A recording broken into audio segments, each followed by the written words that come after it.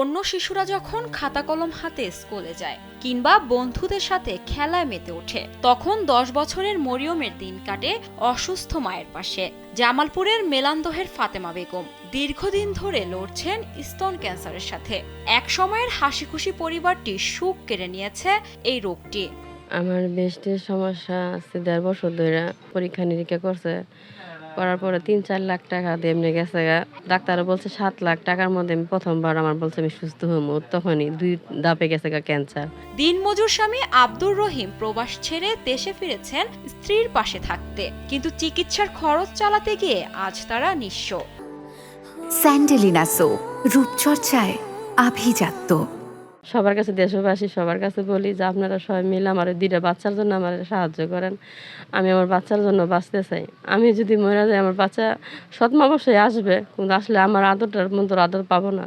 আমার মরিয়মের অনেক স্বপ্ন, আমি বেঁচে থাকি, আমার মরিয়ম মাদ্রাসায় যাবো, পড়াশোনা করবো, আমি ওর হাত ধরে নিয়ে যাবো, নিয়ে আসবো।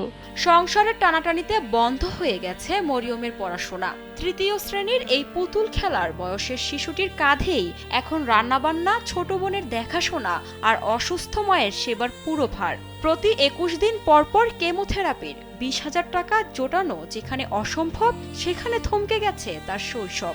আমার আম্মুর চিকিৎসার টাকা লাগবে, 15 লাখ টাকা লাগবে। আমি 1 বছর আগে মাথা হাত পড়তাম, এখন 1 বছর ধরে মাথা হাত পড়তে পারি না।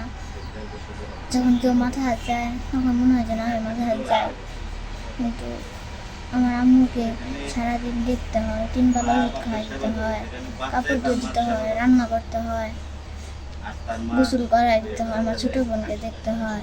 এ বিষয়ে উপজেলা নির্বাহী কর্মকর্তা জিন্নাতুল আরা বলেন, এখনো পরিবারটির পক্ষ থেকে কোনো আবেদন পাওয়া যায়নি। আবেদন পেলে প্রয়োজনীয় কাগজপত্র যাচাই করে সম্ভাব্য সহায়তার ব্যবস্থা করা হবে। একই সঙ্গে মরিয়মের পড়াশোনা যাতে বন্ধ না থাকে সে বিষয়ে উপজেলা শিক্ষা কর্মকর্তার সঙ্গে সমন্বয় করে প্রয়োজনীয় উদ্যোগ নেওয়া হবে। ক্যান্সার আক্রান্ত এই রোগীটার বিষয়ে শুনলাম।